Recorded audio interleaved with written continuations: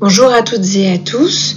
Donc, je m'appelle professeur Mezoued. Je suis maître de conférence au niveau de l'EHS d'Hocine d'Alger et je vais vous présenter un cours s'intitulant Le médecin généraliste et les personnalités pathologiques. Donc en introduction, je vous dirai que les troubles de la personnalité est l'une des questions les plus intéressantes et les plus intrigantes dans notre spécialité parce que en fait, elle va vous aider à comprendre le fonctionnement des personnes qui nous entourent, qui vous entourent en général, et donc elle va venir répondre à beaucoup de vos questions, j'imagine. Il donne aussi lieu à des discussions importantes sur leurs limites, sur leurs difficultés, sur les constructions nosographiques et sur la prise en charge en fait de ces personnalités. Peu de données sont disponibles dans la littérature sur la prise en charge du patient avec des troubles de la personnalité en médecine générale. Donc la bibliographie suggère la présence de problèmes de détection par le médecin traitant. Donc le médecin traitant de premiers soins est généralement mal formé à un diagnostic de la personnalité, ce qui va rendre l'accès aux soins spécialisés difficile parce qu'il y a un problème de détection. Et à l'heure actuelle, il n'existe pas d'outils diagnostiques validés pour un soin primaire, donc pour vous, les futurs médecins généralistes en devenir. Donc, l'intérêt de ce cours, c'est un peu de vous familiariser avec les troubles de la personnalité. Je ne vais pas vous les demander de faire des diagnostics précis, je ne vais pas vous demander de les traiter, mais je vais vous demander d'avoir une vision globale pour pouvoir demain proposer une prise en charge adaptée, du moins savoir répondre, savoir adapter votre comportement et éventuellement savoir les orienter. En définition, en généralité, je vais vous dire que le concept de la personnalité pathologique a une origine double. D'abord, une première source qui est la plus ancienne est celle de la médecine grecque, comme l'origine de beaucoup de choses, avec la doctrine du tempérament. Donc la première chose qui a été décrite, c'est le tempérament, et on va voir ce que c'est plus tard. Il y a une autre origine, qui est la deuxième origine, qui est psychologique, et qui va se situer au 19e siècle, avec le développement de, finalement, la psychologie de la personnalité. Donc l'utilisation de termes de personnalité dans le langage psychiatrique a été introduite par Ribot, qui en 1885 a été l'auteur de l'ouvrage Les maladies de la personnalité. Donc on a commencé à dire que finalement les troubles de la personnalité ou les personnalités différentes, en tout cas qui fonctionnent mal, s'apparenteraient à des maladies et à des troubles. Selon cet auteur, les personnalités sont susceptibles d'être atteintes par la maladie à l'image de la pathologie de n'importe quelle autre fonction. Donc, pour le psychologue anglais Heisenberg en 1950, la personnalité représente l'organisation plus ou moins ferme et durable du caractère, du tempérament, de l'intelligence et du physique d'une personne qui détermine son adaptation au milieu. Pour Pichot, en 1965, il attribue en termes de personnalité l'intégration dynamique des aspects cognitifs.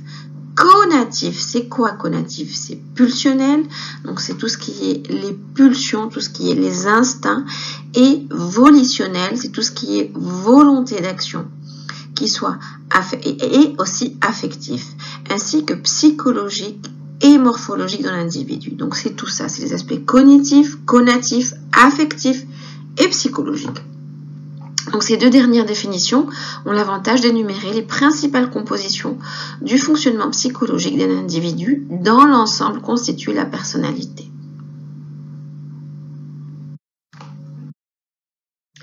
Après avoir vu un peu d'historique du développement des personnalités, il est important de faire la différence maintenant entre une personnalité, un caractère et un tempérament. Ce sont des termes que vous allez entendre probablement souvent, donc il est important de faire la différence. Donc le caractère est une notion plus étroite que celle de la personnalité. C'est quoi le caractère? Elle correspond aux dimensions observables de la personnalité d'un sujet. Donc c'est ce qu'on va voir, qui le rendent socialement repérable par rapport à tous les autres individus. Donc c'est la partie qu'on connaît. on a tendance à dire il a un mauvais caractère, il a un bon caractère, il a un caractère facile. Donc c'est vraiment la partie qui est visible pour l'entourage. Selon une autre définition, le caractère contient l'ensemble des traits psychologiques qui indiquent la manière la plus habituelle que la personne a de se comporter vis-à-vis de lui-même, comme vis-à-vis des autres personnes, des situations ou des objets qu'il rencontre. Donc c'est vraiment comment il va être adapté. Et c'est ce qui est visible. Maintenant, le tempérament, en revanche, va se référer aux facteurs biologiques de la personnalité, c'est-à-dire aux dispositions qui sont génétiquement déterminées. Donc, un enfant qui vient de naître, il va avoir un tempérament qui va être fonction de sa génétique, de son développement in utero, etc. On ne va pas dire d'un enfant qu'il a une personnalité ou encore un caractère vraiment, c'est vraiment un tempérament, c'est quelque chose d'inné. Un bébé à naître, c'est quelque chose d'inné. Et puis petit à petit vont apparaître des traits de son caractère et va se former à la fin de l'adolescence sa personnalité au complet. Donc la personnalité, c'est ce qui englobe la totalité, donc les caractères et le tempérament, et en fait c'est ces fonctions cognitives, connatives, comme on a dit, d'affectif et tout ce que toutes ces dispositions complexes qui vont former la personnalité. Donc un enfant jeune, on parle de tempérament, on peut parler de caractère dans cette partie visible socialement, et on ne parlera de personnalité qu'à la fin de l'adolescence, réellement, que vont apparaître les traits de la personnalité. Maintenant, qu'est-ce qui fait une personnalité normale et une personnalité pathologique? Parce que ce qu'on doit voir, nous, aujourd'hui, c'est le pathologique. Donc, peu importe la théorie utilisée, si on souhaite aborder le spectre de la pathologie de la personnalité, il est indispensable de définir le point du passage du normal au pathologique. Donc le choix de ce point a d'ailleurs toujours été un espèce de problème incontournable des systèmes de classification des troubles de la personnalité. Donc en fait, chacun voit à sa façon ce passage du normal au pathologique. Donc il existe 4 critères principaux de normalité. Donc on s'est dit, bon d'accord, une personnalité normale c'est quoi?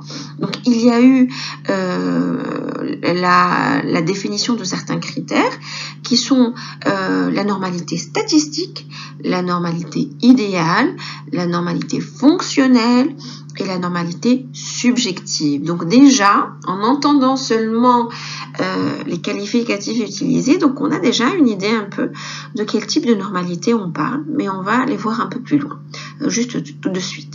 Donc l'utilisation isolée de chacun de ces critères de normalité va se heurter à des obstacles différents. On va voir pourquoi. Donc cette histoire de normalité statistique, c'est quoi? Elle se réfère à l'individu moyen, donc c'est statistiquement. Donc on va prendre des statistiques, on va dire statistiquement, la moyenne des individus va se comporter de telle manière, ou de telle manière, ou de telle manière. Donc la désignation de l'individu moyen en matière nécessite le choix d'une limite précise, en dehors de laquelle on passe à la pathologie. Donc c'est assez arbitraire. Le moyen ne veut pas dire l'idéal. Quelqu'un de moyen et qui est le plus fréquent ne veut pas dire quelqu'un qui fonctionne bien. Bien au contraire parfois. Donc, cette normalité seule est une normalité qui va très vite rencontrer des limites. La normalité idéale, maintenant, deuxièmement, elle suppose la désignation de l'individu parfait, donc qui sera alors considéré comme l'individu normal. Et donc, c'est une conception normative qui manque de justification théorique et qui est vraiment utopique et absurde. Donc, très vite, on va voir ses limites. Maintenant, tout simplement, il y a des personnes qui ne sont pas idéales, mais qui fonctionnent très bien. Et il y a des personnes idéales qui auront du mal à fonctionner. Donc la normalité fonctionnelle en troisième position, elle correspond à l'état qui paraît le plus approprié à un sujet selon ses potentialités et son caractère. L'utilisation du critère de la normalité fonctionnelle, même si elle à une première vue apparaît séduisante, parce que finalement c'est celle qui colle plus au fonctionnement, à la façon de réagir, elle ne peut s'appliquer dans le cas où la satisfaction de l'individu est à l'origine de la souffrance d'autrui. Effectivement, ça veut dire qu'il y a des gens qui fonctionnent bien, qui arrivent à satisfaire leurs besoins, donc ils sont bien sur le plan fonctionnement intrinsèque. Mais en fait, il pousse à la souffrance des autres, donc ça devient pathologique. Comme par exemple dans les cas de comportement pervers ou sadique. Maintenant, la normalité en quatrième position, le quatrième critère de normalité, c'est la normalité subjective, c'est-à-dire la représentation de la normalité chez l'évaluateur. Donc, c'est ce que l'évaluateur va considérer comme normal en fonction de ses critères à lui. Donc, elle peut être appliquée dans la pathologie de la personnalité car elle tient compte de la représentation. Elle ne peut pas être appliquée parce que finalement, elle tient compte de la représentation personnelle de l'évaluateur et de sa stabilité personnelle. Donc, elle ne peut pas être fiable à long terme. Donc, afin de contourner ces obstacles, donc les systèmes de classification dans leur quasi-totalité vont faire appel à une combinaison de différentes variables et des critères de normalité pour en fait créer ce passage du normal. Donc, si on en croit la définition de la personnalité pathologique que propose l'Organisation mondiale de la santé dans sa 10e révision, donc la classification internationale des maladies qui est la CIM-10, elle dit que finalement, les modalités de comportement profondément enracinées et durables, consistant en des réactions inflexibles à des situations personnelles et sociales de nature très variée. Donc, il représente des déviations extrêmes ou significatives des perceptions, des pensées, des sensations et particulièrement des relations avec autrui par rapport à celles d'individus moyens d'une culture donnée. C'est assez long, mais globalement, ça veut dire que c'est quelque chose qui est persistant, qui est durable, qui est déviant par rapport à la culture, à la moyenne, à cette norme statistique qu'on avait évoquée précédemment et qui est vraiment très loin et qui va finalement être responsable du dysfonctionnement. C'est pour ça que nous, en tant que psychiatres, on a tendance à dire, en fait, toutes les personnalités peuvent exister, entre guillemets, on peut tous avoir quelques traits de chaque personnalité, mais l'essentiel, c'est de ne pas souffrir, mais aussi de ne pas faire souffrir l'autre. En fait, c'est pour ça que ça fait référence à la normalité fonctionnelle. En fait, si on fonctionne bien, mais qu'on fait souffrir l'autre, c'est qu'on est dans le terme de pathologie. Qui dit personnalité pathologique dit une personne qui souffre ou qui fait souffrir autour d'elle. Donc maintenant que vous avez pris connaissance de cette notion de personnalité normale et personnalité pathologique, on va voir quelles sont ces personnalités. Donc classiquement, on connaît les personnalités névrotiques et les personnalités psychotiques. C'est les deux grandes catégories de personnalités. Donc les personnalités psychotiques, ce sont des personnalités qui vont avoir des angoisses massives, qui vont avoir un fonctionnement qui est très peu adapté, qui sont à la limite de la psychose. Les personnalités et qui parfois font le lit de la psychose. Les personnalités névrotiques, quant à elles, ce sont des personnalités très évoluées. D'ailleurs, on dit que les belles névrotiques vont donner de grandes actrices. Donc, ça va être les hystériques, ça va être des personnalités qui ont des conflits intrapsychiques, de l'ordre de la libido, etc., mais qui, globalement, arrivent à fonctionner et à être adaptées. Et on distingue entre ces personnalités psychotiques, ces personnalités névrotiques, des personnalités psychopathiques. Donc c'est les psychopathes, c'est des gens qui sont incapables de ressentir de l'empathie envers les autres, qui vont faire preuve d'une froideur et qui seront capables des plus grands gestes. Et les personnalités borderline. Borderline, c'est quoi? C'est entre les deux, donc limite. Ce sont des personnalités qui sont entre la psychose et entre la névrose. D'ailleurs, classiquement, on dit il y a les borderline typiques qui sont vraiment entre les deux. Il y a les borderline versant névrotiques qui ressemblent beaucoup à des névrotiques et les borderline versant psychotiques qui vont beaucoup ressembler à des psychotiques. Donc ça, c'est assez classique. Donc le DSM-4 va venir reprendre un peu cette classification en mettant des clusters où il va ramasser un petit peu les personnalités globalement pour garder le même fonctionnement dans l'ancien système. Mais ne vous inquiétez pas, je vous parle de ces clusters et puis je vais reprendre chaque personnalité avec ses grands traits et comment il faudra que vous réagissiez avec. Donc le groupe A qui vont inclure les personnalités paranoïaques, les personnalités schizoïdes, les personnalités schizotypiques. Donc ce sont les sujets bizarres ou excentriques, ce sont les schizotypiques. Donc voilà, le cluster A, c'est les paranoïaques, les schizoïdes et les schizotypiques. Nous allons voir chaque personnalité dans le détail plus tard. Le groupe B va inclure les personnalités antisociales, donc les psychopathes qu'on avait décrit tout à l'heure, les personnalités borderline, les personnalités histrioniques, les hystériques, les personnalités narcissiques, ceux qui s'aiment beaucoup, et ce sont tous des sujets d'apparence qui sont théâtrales, ça veut dire comme s'ils jouaient une pièce de théâtre, qui sont dans l'exagération, ils sont émotifs, donc ils ont des réactions émotionnelles excessives, et ils sont capricieux. Tout le cluster B, voilà les types de personnalités.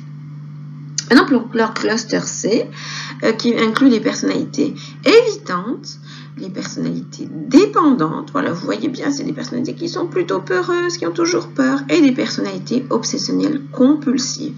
Donc, c'est généralement des sujets anxieux et craintifs qu'on va retrouver dans ce cluster.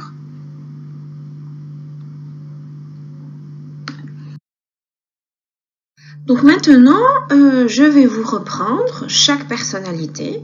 Je vais vous expliquer, vous donner les grands traits de cette personnalité. Je vais vous donner le vécu de ces genres de personnalité en général par rapport à une maladie et le mode de comportement dans un contexte médical. On va commencer par le cluster A. Donc la personnalité paranoïaque. Vous connaissez tous la description du paranoïaque. C'est quelqu'un de méfiant, de suspicieux, d'interprétatif, qui va donner du sens souvent négatif à tout ce qu'il va voir. Il va tout le temps être sur le qui-vive, sur la défensive, il va regarder autour de lui. Donc ce genre de personne, on imagine bien que le vécu par rapport à une maladie, il va avoir une peur excessive parce qu'il interprète tout. Il interprète le moindre geste, il interprète le moindre signe du corps. Il connaît très très bien son corps. Il observe sa langue, il observe ses yeux. Il connaît la moindre modification. Donc il va avoir une peur excessive de la maladie. Il va avoir une vulnérabilité excessive à la maladie. Et dans un mode de comportement, dans un contexte médical, c'est un patient qui va être méfiant vis-à-vis du comportement du soignant. Il va se méfier du soignant. C'est un patient qui va être revendicatif. Le paranoïaque est quelqu'un qui revendique, qui est sténique, qui demande toujours des comptes aux autres, qui peut être quérulent, qui peut aller dans des procès de justice, qui peut aller d'un médecin à l'autre, disqualifiant les médecins, et c'est quelqu'un qui va rechercher le conflit dans ses relations. Donc c'est l'une des personnalités les plus difficilement gérables dans un milieu médical. Donc maintenant, on va passer aux personnalités schizoïdes. Les personnalités schizoïdes, c'est plutôt des personnes qui sont souvent seules, qui sont retirées, qui ont très peu de relations affectives aux autres et qui n'ont pas besoin d'en avoir. Donc il y a une espèce de détachement, un émoussement de l'affectivité. Donc on dit souvent d'ailleurs que la personnalité schizoïde est le lit de la schizophrénie. Donc quand il y a des personnalités comme ça schizoïdes de départ, c'est toujours un enfant calme, qui est dans son coin, qui a très peu de relations, qui n'a pas besoin d'avoir des relations. Souvent, on craint que ça évolue vers une schizophrénie. Donc, il y a une anxiété, en fait, c'est des patients qui vont avoir une anxiété au contact des autres patients. Donc, le vécu de la maladie, il n'est pas extrême, mais c'est qui les angoisse, c'est pas la maladie elle-même, c'est le contact des autres qui devient difficile. Ils vont avoir, dans le mode de comportement, dans un contexte médical, avoir recours aux soins retardés parce qu'ils vont avoir peur d'aller vers les autres, ils n'auront pas envie d'aller vers les autres. Ils vont avoir, et on aura l'impression qu'ils ne reconnaissent pas la pathologie qu'on leur décrit, qu'ils sont souvent dans le déni. Voilà pour les schizoïdies. Maintenant, les personnalités schizotypiques, c'est des personnalités qui sont originales. En fait, ce sont les gens qui ont des accoutrements bizarres, qui ont des modes de croyance bizarres, qui un peu spirituels, avec un peu qui sortent de l'ordinaire, qui ont tendance à être un peu isolés sur le plan social. On dit que c'est des marginaux, qui vivent leur vie, qui vivent dans une bulle. Donc, vous connaissez probablement tous des gens autour de vous. C'est des schizotypiques. Et la schizotypie aussi est souvent le lit de la schizophrénie. D'ailleurs, dans des familles de schizophrènes, on retrouve beaucoup de schizotypie, beaucoup de schizoïdie. Donc, ce serait le même continuum premier. Donc, ce sont des patients qui vont avoir un vécu de la maladie avec une perception inhabituelle de la maladie, une anxiété au contact toujours des autres patients, avec, comme ils ont un mode de croyance et des bizarreries dans leur réflexion, leur façon d'appréhender la pathologie va être totalement différente. Ils vont avoir un recours aux soins bien sûr retardé de la même façon, vu qu'ils sont isolés, ils ont du mal avec les relations humaines, ils vont avoir des croyances bizarres, ils vont avoir des comportements ou des aspects excentriques durant leur séjour hospitalier. Voilà pour les personnalités de cluster A, qui sont la personnalité paranoïaque, schizoïde et schizotypique. On va passer aux personnalités du cluster B, et on va commencer par les antisociales. Donc vous imaginez bien, c'est ce qu'on appelle les psychopathes. Donc c'est des patientes qui ont un mépris du droit d'autrui, qui aiment transgresser même, qui aiment provoquer, qui aiment faire du mal, qui ont du plaisir à faire du mal. Donc vous imaginez bien que des personnes comme ça, quand elles tombent malades, il va y avoir de la colère, il va y avoir du contrôle de la peur, ils vont essayer de gérer cette peur parce que c'est des personnes qui n'aiment pas se montrer défaillants. Et par contre, par rapport au contexte médical, ils vont avoir de la colère, de la malhonnêteté, des comportements impulsifs, de la manipulation, et donc ils sont extrêmement difficiles dans un milieu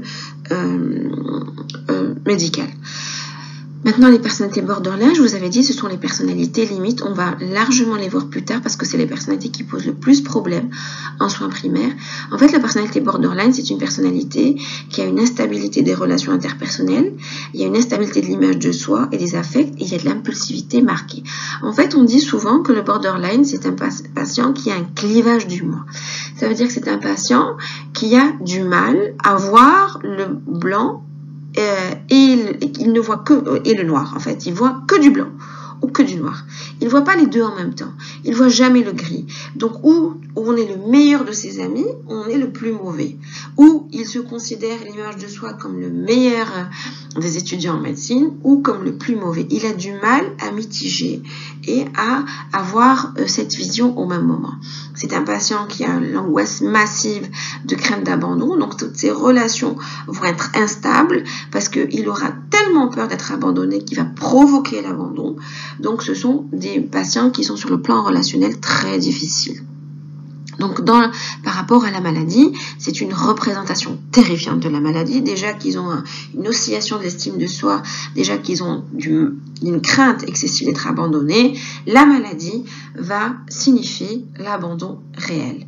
Donc, dans le mode de comportement dans un contexte médical, ce sont des patients qui vont avoir peur d'être abandonnés, qui vont avoir de l'auto-agressivité, qui vont avoir souvent une idéalisation excessive du médecin et puis une dévalorisation excessive du médecin. Donc, ils ont du mal à dire ce médecin, tiens, il est bon, il sait faire ça, mais il sait pas faire ça. Non, ou il sait tout faire, ou il sait rien faire. Ils vont avoir des préoccupations somatiques très importantes et une sensibilité à la douleur excessive. Voilà le type de personnalité borderline. Avec le cluster B, on va voir les personnalités histrioniques. Donc, c'est les belles hystériques qu'on connaît. Donc, c'est des personnes théâtrales qui recherchent excessivement l'attention, qui ont une exagération de l'expression émotionnelle. Tout est excessif, théâtral. Et c'est des patientes qui ont souvent une érotisation du rapport. Donc, ils vont être dans un rapport de séduction à l'autre, qui souvent ils auront une sexualité qui est très mauvaise, mais la séduction, elle est excessive. Donc, c'est toutes les grandes actrices qui sont dans des séductions importantes. importante. Et donc, quand elle tombe malade, il va y avoir une menace importante pour l'estime de soi. Donc, la personnalité hystérique a un problème d'estime de soi. Et donc, une menace pour l'estime de soi et une menace pour son pouvoir de séduction. Donc, la maladie est très, très, très mal vécue. Et comment elle va avoir un contexte médical? Elle va avoir une dramatisation, une recherche de l'attention, une incapacité de se concentrer sur les données objectives et bien sûr des détails de somatisation. Ça veut dire qu'ils sont incapables de se concentrer sur des détails quand on leur demande de reprendre une anamnèse, de voir les détails, une chronologie, ils sont incapables parce que des personnes qui ont tendance à être dans des relations très superficielles, qui ont tendance à être dans le superficiel. Ils accordent beaucoup d'importance à la forme, au superficiel, mais pas beaucoup au contenu. Donc c'est des gens qui vont être peu informatifs et qui auront du mal à vous donner des détails intéressants sur la pathologie. Et ils vont avoir tendance à être dans la somatisation, donc avec des plaintes et des signes somatiques importants. Maintenant, pour la personnalité narcissique, en fait, ce sont des personnes qui ont une grandiosité et un besoin d'être admirés. Et ils ont un manque d'empathie. En fait, pour un narcissique, c'est pas comme un psychopathe, un manque d'empathie avec l'envie de faire du mal, mais en fait, ils s'aiment tellement que s'ils doivent faire du mal pour continuer à s'aimer, ils vont le faire. Donc, l'autre n'existe pour un narcissique que quand il est dans son prolongement narcissique. Ça veut dire qu'il va exister que quand il va le servir, mais sinon, il n'existe pas. Donc, c'est des personnes qui ont besoin d'être adulées, regardées, admirées. Donc, le jour où ils seront malades, il y aura une frustration extrême parce que c'est une atteinte à leur narcissisme. Ce sera une raison d'un sentiment d'incapacité qui est juste intolérable pour ce genre de patients. Donc on imagine que dans un contexte médical, leurs demandes elles vont être exigeantes, ils vont avoir des attitudes de revendication, ils vont souvent avoir le déni de la maladie, donc ils ne vont pas reconnaître la nature de la maladie, un peu comme les paranoïaques, même si je ne l'ai pas dit clairement tout à l'heure. Il va y avoir une alternance entre les louanges et la dévalorisation du médecin. Ça veut dire que, pareil, ça veut dire tant que le médecin va dans leur sens, ils vont avoir des louanges et dès que le médecin ne répond pas de manière adaptée, ils vont le dévaloriser. Parce que tout est une atteinte narcissique. Voilà, donc on voit bien que les personnalités du cluster B se ressemblent un petit peu. Maintenant, on passe au cluster C. Donc, on va voir la personnalité évitante d'abord. Donc, la personnalité évitante, c'est une personne qui va être souvent retirée. Et elle va être retirée, elle va un peu ressembler à la schizoïde. Mais contrairement à la schizoïde qui n'a pas besoin des relations affectives, en fait, l'évitante, elle évite les relations sociales parce qu'elle a peur d'être rejetée. En fait, c'est ça l'angoisse de l'évitante. Elle ne va pas vers les autres parce qu'elle a peur d'être rejetée. Donc, dès qu'elle va être en plus malade, je dirais qu'elle a une très très faible narcissisme, un faible narcissisme. Donc, dès qu'elle va être malade, le vécu de la maladie, il va y avoir un sentiment d'infériorité et d'incompétence exagéré qui va rejoindre un sentiment déjà premier.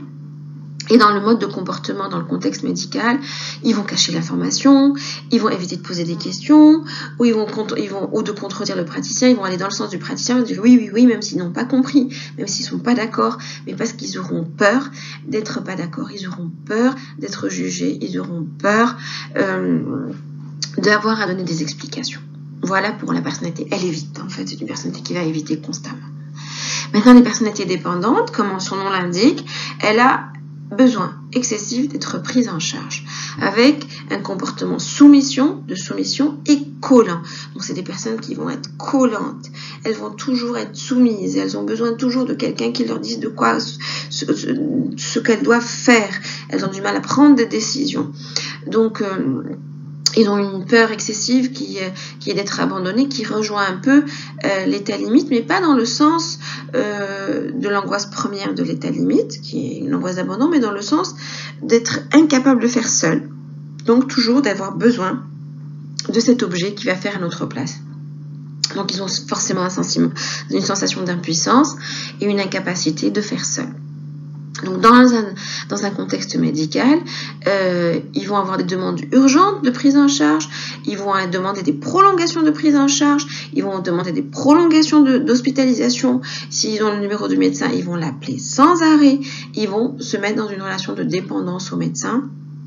et afin d'obtenir l'attention du médecin et de son aide. Et en fait, ils ont besoin d'être aidés pour fonctionner. Maintenant, les personnalités obsessionnelles compulsives, ce sont les personnalités qui ont des préoccupations pour l'ordre, pour le contrôle, pour le perfectionnisme. Ce sont tous les obsessionnels que vous connaissez autour de vous. Donc, ils vont être dans les détails, ils vont faire une belle écriture, ils vont être dans l'ordre. Tout ce qui est désordonné, ça les inquiète. Et donc, de manière excessive, l'ordre, c'est bien, mais quand il est excessif, ça relève de la pathologie. Et donc, face à la maladie, eh ben, ils vont avoir peur de perdre le contrôle. C'est des gens qui contrôlent tout, qui mettent tout à l'ordre, qui sont généralement dans les moindres détails méticuleux. Et donc, ils vont avoir peur de perdre le contrôle. La maladie, c'est l'inconnu, c'est la perte de contrôle, c'est tout juste insupportable pour eux.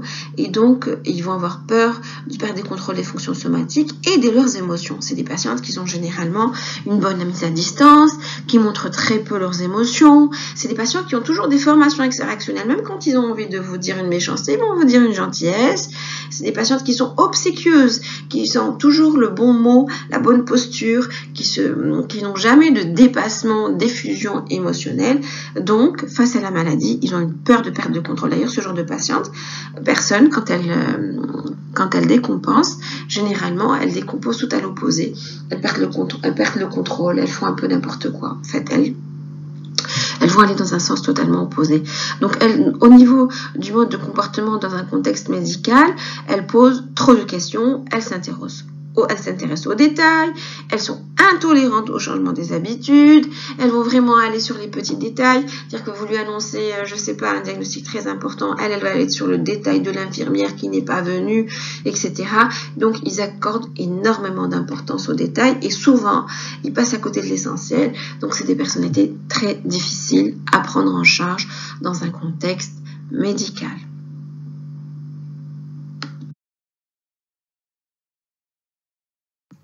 Maintenant qu'on a vu les essentiels troubles de la personnalité, leurs manifestations sur le plan clinique et leurs conséquences sur le plan du contexte médical, on va s'attarder à parler de la démarche diagnostique. Comment doit être la démarche diagnostique pour un médecin en soins primaires? Donc, dans le contexte d'un soin primaire, le médecin généraliste peut évoquer la présence d'un trouble de la personnalité à partir de plusieurs éléments qui sont essentiellement, donc les deux principales sources vont être un dossier médical et l'interaction qu'il va ressentir avec le patient. Bien sûr, ce dossier médical va dire si c'est un patient qui a tendance à la somatisation, s'il y a une notion de tentative de suicide avant, s'il y a une notion de geste auto-agressif, donc s'il y a de la dépressivité, s'il y a des démêlés avec la justice, par exemple, s'il y a et il va aussi s'attarder à ressentir ce qu'il perçoit en face du patient, s'aidant bien sûr de tout ce qu'on a vu précédemment. Donc, il est important de tenir compte du dossier médical du patient, en particulier des antécédents médicaux et psychiatriques, où l'on retrouve souvent la présence d'épisodes dépressifs antérieurs récurrents, de troubles anxieux, de tentatives de suicide à répétition, l'utilisation de substances psychoactives, c'est très important aussi. Et j'avais oublié de dire ça. Donc aussi, l'interrogatoire doit rechercher la présence d'événements traumatiques. Donc, est-ce que c'est un militaire? Est-ce qu'il y a eu des éléments traumatiques dans sa vie? Est-ce que c'est une victime du terrorisme, etc. Ou dans l'enfance, donc est-ce qu'il a subi de la maltraitance? Est-ce que il y a une notion de divorce? Ainsi que le niveau du fonctionnement psychosocial. Donc comment il fonctionne? Comment il est dans la société? Quels sont les types de relations qu'il noue et qu'il dénoue avec l'entourage? Il faut aussi voir la situation familiale et professionnelle et la qualité des relations interpersonnelles. Donc tout ça vont être des indicateurs qui vont venir confirmer la sensation que peut avoir un médecin qui a face à un malade, qui va sentir qu'il y a quelque chose un petit peu qui le dérange dans le terme de l'interaction. Donc il va s'attarder à avoir plus. Donc, lors de l'interaction dans le cabinet médical, le patient avec un trouble de la personnalité réagira bien sûr de façon inhabituelle ou disproportionnée dans une situation clinique donnée qui va déclencher bien sûr chez un praticien des réactions émotionnelles fortes. de la colère, de l'énervement, du rejet, etc. Donc ce comportement du patient reflète le fonctionnement pathologique de la personnalité à l'extérieur et il présentera souvent des demandes irréalistes au médecin en termes de temps, de disponibilité ou de capacité d'aide. Donc c'est des patients qui vont être collants, qui vont, dans certaines personnalités, qui vont appeler beaucoup, qui vont se présenter beaucoup, qui vont demander de la réassurance de manière constante, qui seront jamais contents. Il y aura des patients qui vont être revendicateurs, qui vont mal parler aux patients, comme chez les personnalités paranoïaques ou narcissiques, etc. Donc la prise en conscience de la part du généraliste de ses propres sentiments face au comportement du patient représente alors une aide diagnostique importante lors de l'évaluation de la présence d'un trouble de la personnalité. C'est ce qu'on appelle le transfert.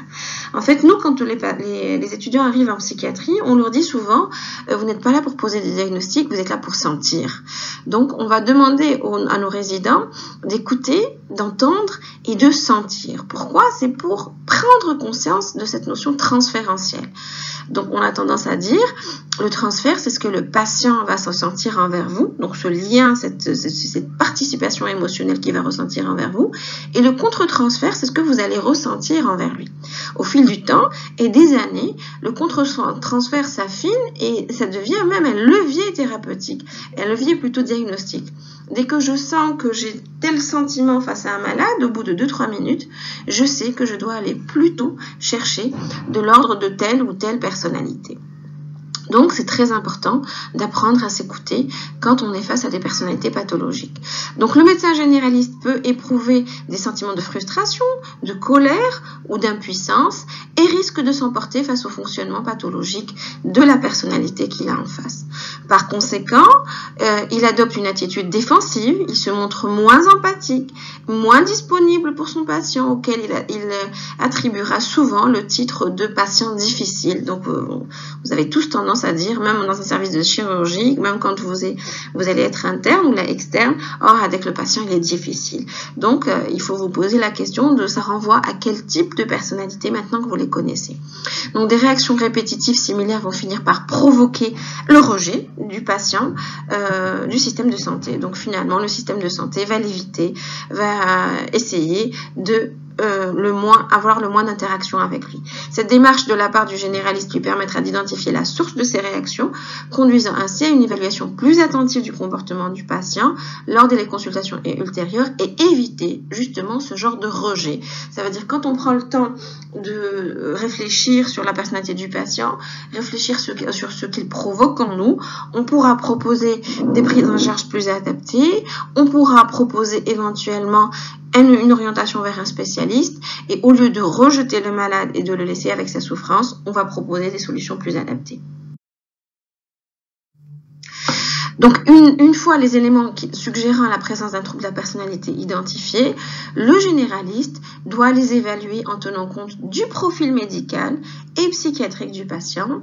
Et les troubles de la personnalité représentent des modes de comportement qui sont stables dans le temps et rigides. Il est alors indispensable d'évaluer le patient en dehors d'un épisode thymique ou anxieux et à distance de l'utilisation de substances psychoactives. Ça veut dire on ne pose pas un diagnostic de personnalité pendant que le patient est encore en état de dépression ou anxieux, très anxieux ou en épisode thymique. C'est généralement à distance qu'on peut réellement poser des diagnostics.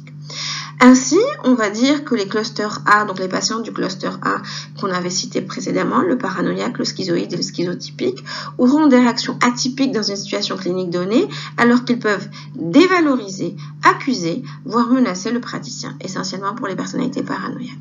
Pour le cluster B, donc c'est les personnalités borderline, histrioniques, antisociales et j'en ai oublié une. Histrionique, antisocial, borderline et narcissique. Voilà. Ils présentent des comportements provocateurs, manipulateurs et très exigeants envers l'équipe soignante. Maintenant, pour les personnalités du cluster C, ils vont développer des relations plutôt de dépendance avec des demandes itératives. Je rappelle que les personnalités du cluster C, c'est les personnalités évitantes, c'est les personnalités obsessionnelles et ce sont aussi les personnalités dépendantes. Donc, c'est des personnes qui vont être très dans la demande et très collants vis-à-vis du médecin traitant.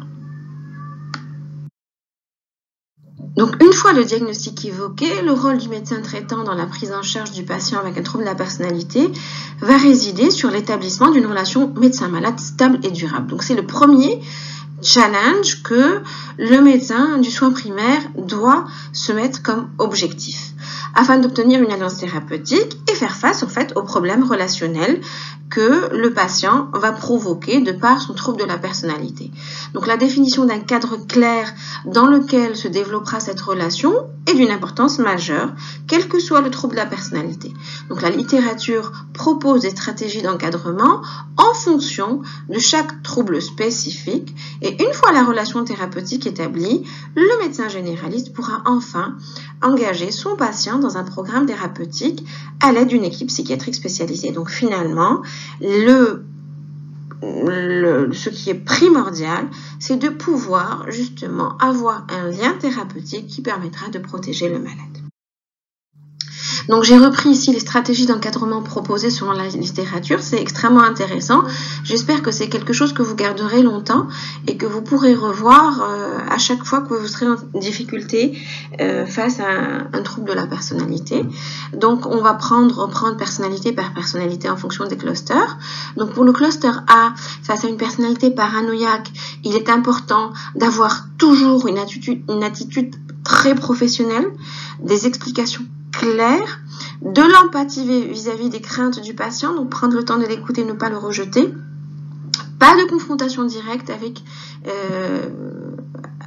l'idéation paranoïaque. Ça veut dire que nous allons, comme on est dans un soin primaire, qu'on n'est pas dans une relation psychothérapeutique, on va faire de l'évitement, on ne va pas aller dans des confrontations directes, on va essayer d'expliquer au patient pour ne pas perdre le lien thérapeutique et éviter les choses qui peuvent être compliquées. D'accord ? Donc pour les personnalités schizoïdes maintenant, il faut toujours avoir une attitude professionnelle, il faut avoir des explications claires, il faut respecter l'intimité du patient dans sa vie personnelle et sociale. Donc c'est un patient qui a du mal à se livrer, c'est un patient qui a du mal avec le monde extérieur en général, donc il faudra pouvoir respecter ce retrait, son manque de communication parfois et essayer de l'accompagner quand même. Pour les patients schizotypiques, toujours, donc une attitude extrêmement professionnelle. On voit bien que sur ces deux clusters A, toujours on parle de professionnalisme, toujours des explications très claires, de la tolérance de la croyance et les comportements bizarres. Donc ça, c'est ce qu'on retiendra, ce que je vous demanderai de retenir. Vos croyances en tant que médecin, elles sont chez vous, dans votre tête, elles sont jamais exposées aux malades. C'est pour ça qu'on dit souvent la tenue du médecin doit être une tenue neutre, ne pas montrer trop d'un extrême ou dans l'autre, trop ses convictions personnelles, un extrême ou l'autre, pour justement ne pas heurter les croyances des autres. C'est très important. Il faut toujours faire preuve de tolérance, ne jamais utiliser le haram, le halal, le c'est bizarre, le c'est interdit.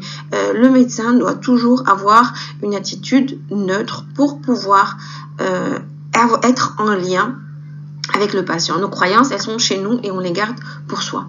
Donc, respect de l'intimité du patient dans sa vie personnelle et sociale, toujours. Ce sont des patients qui ont tendance à l'isolement, donc ne pas aller les brutaliser dans le monde dans lequel ils vivent.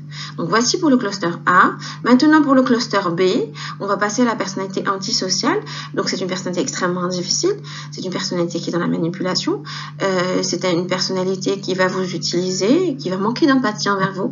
Donc, il faudra avoir tendance à vérification des motifs du patient et avoir toujours une communication claire. Un discours non punitif. On n'est pas là pour punir ou pour porter des jugements, toujours, mais toujours en définissant des limites bien claires. Si c'est un patient qui vient à la recherche de psychotropes, vous allez dire que chez vous, vous ne prescrivez pas ce genre de médicaments et votre communication, elle est claire, elle n'est pas ambiguë, elle n'est pas ambivalente et elle est directe. Dans les personnalités borderline, c'est pareil, pas de familiarité excessive, toujours garder la bonne distance, parce que les personnalités borderline sont des personnalités qui ont une peur excessive de l'abandon, qui sont dans une espèce d'idéalisation, de dévalorisation.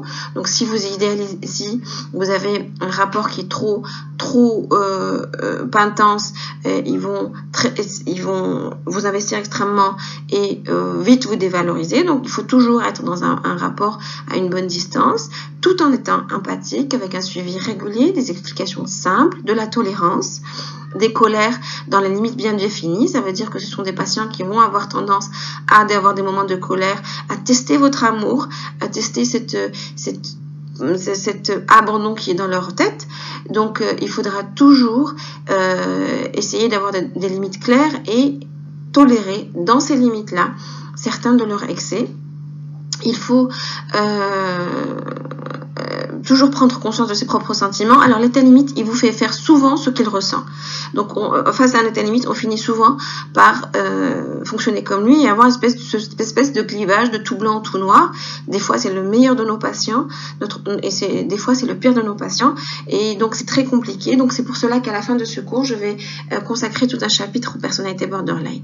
Maintenant, les personnalités histrioniques, pas de familiarité excessive aussi, parce que c'est des patients qui ont tendance à avoir de la familiarité, surtout quand on est dans un sexe opposé. Donc ils ont tendance à érotiser les rapports. Il faut faire preuve d'empathie vis-à-vis des sentiments du patient, toujours, mais je pense que c'est un cadre thérapeutique pour toutes les personnalités, et mise en avant des données objectives, toujours rester dans quelque chose de rationnel et d'objectif. Les patients histrioniques sont des patients qui ont tendance à être dans la superficialité, avoir du mal à aller vers l'objectivité, du mal à aller dans les détails, et donc on va essayer de les ramener vers des données objectives. Maintenant, pour les personnalités narcissiques, on va valider les inquiétudes du patient. C'est des patients qui sont dans un narcissisme démesuré et qui sont toujours dans ce besoin constant de validation. Donc, il faut les entendre. Il faut toujours répondre par des réponses claires et attentives, avec une focalisation sur les capacités du patient à gérer sa maladie. Donc, toujours en valorisant et en mettant en avant le côté de capacité du patient à faire face à ces difficultés, parce que les ressources sont en lui. Donc c'est une façon de valoriser le narcissisme et de lui permettre d'avancer sans qu'il s'effondre sur le plan dépressif. Alors maintenant, nous allons passer au cluster C. Donc on va commencer par les personnalités évitantes. Donc ce sont des patients qu'il faudra réassurer. Il faudra toujours valider leurs inquiétudes. Ce sont des patients qui ont peur de tout. Donc le patient doit être encouragé, et il doit être encouragé à rapporter les symptômes et encouragé tout court à faire face à ces difficultés. C'est quelqu'un qui va pas vous contredire, c'est quelqu'un qui sera toujours dans votre sens et qui pourra parfois ne pas tout vous rapporter à force de vouloir ne pas vous contrarier. Donc c'est important d'être à l'écoute et de l'encourager à rapporter ses symptômes. Maintenant, pour les personnalités dépendantes, ce sont des personnes qui vont être dans la recherche de réassurance, donc il faut les réassurer. Il faut leur permettre un suivi régulier, comme pour le borderline, parce qu'elles sont dépendantes et ils ont des angoisses aussi de ne pas pouvoir faire seules. Donc toujours en posant des limites claires en termes de disponibilité et de recherche de personnes soutien dans l'entourage. Il ne faut pas devenir des objets exclusifs de dépendance, donc il faudra chercher dans l'entourage les personnes qui peuvent faire ce rôle-là. Le rejet du patient doit être totalement évité. Maintenant, pour les obsessionnels compulsifs, il faut avoir tendance à la réalisation d'un interrogatoire et d'un examen clinique complet. Il faut donner des explications approfondies parce que c'est des patients qui sont dans le détail. Pas de focalisation sur l'incertitude. Ils n'aiment pas le flou, ils n'aiment pas ne pas savoir. Donc, il est important d'essayer de répondre avec clarté et certitude et faire participer le patient dans sa prise en charge. La maladie, c'est un patient qui a tendance à être dans le contrôle. Donc, il est extrêmement important de le faire participer pour qu'il n'y ait pas cette sensation de perte de contrôle et d'être en difficulté absolue. Voilà comment sont les principales stratégies d'encadrement que vous devez avoir en soins primaires vis-à-vis des différents types de personnalités. Comme je vous l'ai dit précédemment, nous allons voir le cas particulier de la personnalité borderline. Pourquoi? Parce que c'est une personnalité qui atterrit beaucoup en consultation de somatique. Parce que c'est le soin primaire qui pourra faire un diagnostic précoce et c'est le soin primaire qui finalement évitera les complications liées à ce type de personnalité. Ce sont des personnes qui souffrent aussi beaucoup de syndrome douloureux, donc les médecins de première ligne devront vraiment être correctement formés à la détection de ce genre de personnalité. Donc la personnalité en tant que telle, je vous l'avais décrite précédemment, comment se comporter avec elle aussi. Maintenant, dans le contexte du soin primaire, le trouble de la personnalité borderline présente un intérêt particulier en raison de son association à certaines pathologies somatiques et d'un profil clinique différent du milieu psychiatrique. Donc la présence de troubles de la personnalité borderline s'est révélée associée avec l'athérosclérose, l'hypertension, la pathologie hépatique, la pathologie cardiovasculaire, gastro-intestinale, rhumatismale et les infections sexuellement transmissibles. C'est suite à une étude épidémiologique de NESRAC conduite aux États-Unis. Donc, pourquoi tous ces symptômes? Pourquoi? Parce qu'il y a essentiellement de l'anxiété, de l'angoisse, il y a aussi des comportements addictifs qui sont fréquents, il y a des conduites à risque chez les personnalités borderline, donc c'est des personnes qui ont une angoisse d'être abandonnées, c'est des personnes qui ont une lutte contre la dépressivité constante, donc c'est des personnes qui pour vraiment avoir l'impression de vivre et de vivre intensément auront tendance à avoir des conduites à risque.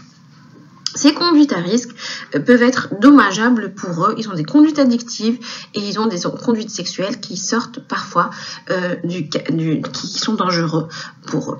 Donc les pathologies cardiovasculaires et les infections sexuellement transmissibles étaient corrélées à la notion d'antécédent de suicide chez ces patients. Bien sûr, ce sont des patients, ça veut dire que ce sont les patients les plus à risque en termes de personnalité limite qui vont développer des troubles cardiovasculaires et des infections sexuellement transmissibles à cause de leur conduite. Donc, et souvent, ces personnes qui sont le plus à risque ont tendance à la dépressivité importante et ont tendance aux tentatives de suicide. Le tentative de suicide chez l'état limite, c'est souvent quelque chose d'impulsif, d'explosif. L'état limite, d'ailleurs, a un souci d'impulsivité et souvent cette impulsivité est liée à une diminution sérotoninergique au niveau du cerveau. Donc ces gestes de suicidaires sont souvent liés à des contrariétés, à des séparations, à des abandons. Donc ce n'est pas toujours prédictible dans le cadre d'un état dépressif, d'où la difficulté d'appréhension de ce genre de personnalité.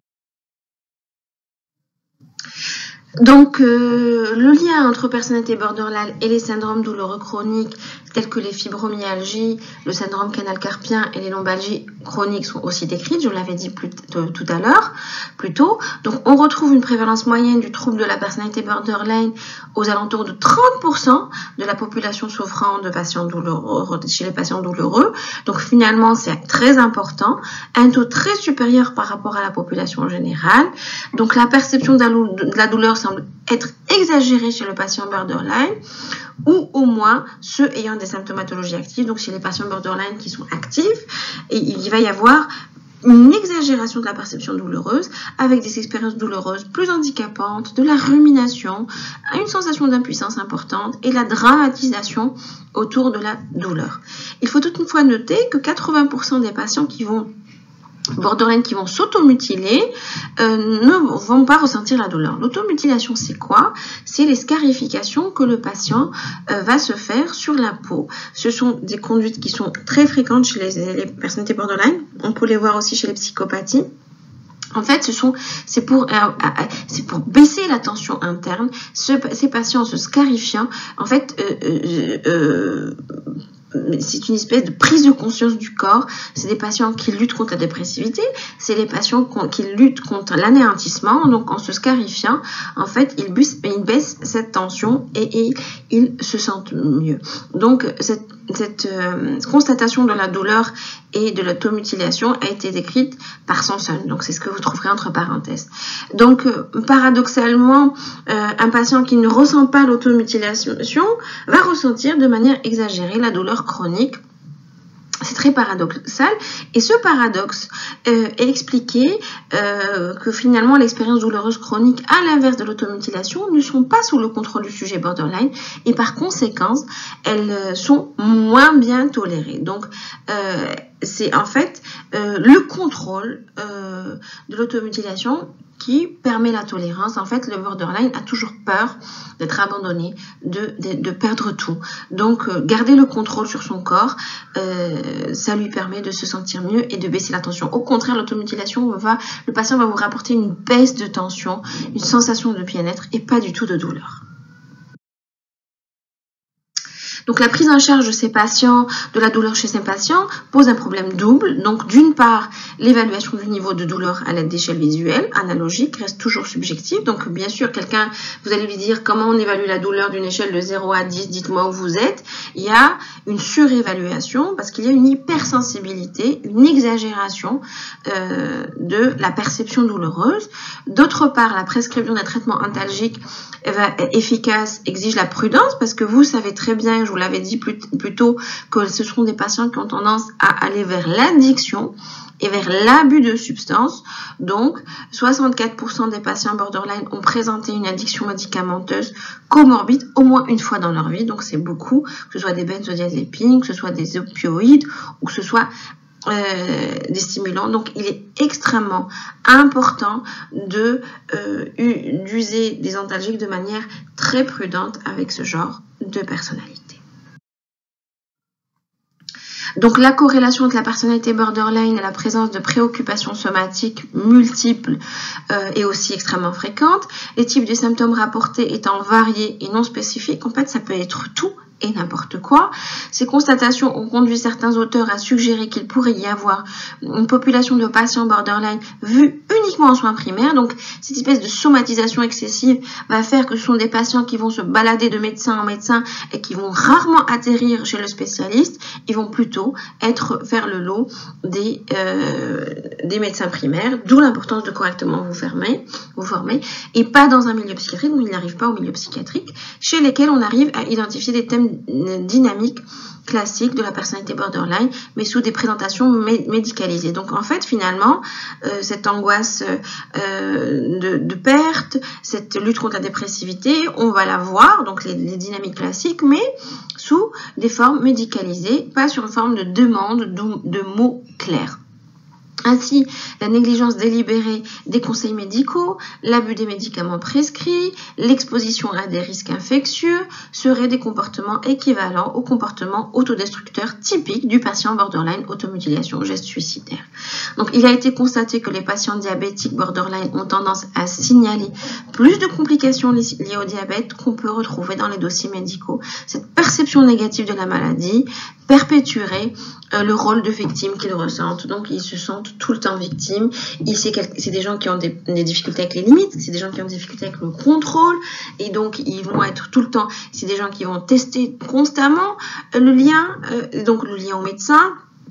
Ils vont pas respecter le régime et vont venir un peu voir si le médecin va continuer à les voir ou pas. Ils auront du mal à contrôler, ils sont très impulsifs, ils auront du mal à contrôler leurs pulsions. Donc, ça va créer des patients qui sont beaucoup moins équilibrés sur le plan diabétologique. Finalement, l'apathomimie serait une manifestation du comportement autodestructeur afin d'obtenir l'attention des autres et d'éviter les abandons réels et imaginaires. Donc, on peut trouver aussi l'apathomimie. L'apathomimie, c'est le fait de feindre de la maladie, en tout cas de s'auto-provoquer de la maladie pour pouvoir avoir en fait de l'intérêt et éviter un abandon réel, ou en fait souvent chez la limite c'est un abandon imaginaire, et ça rejoint les comportements autodestructeurs.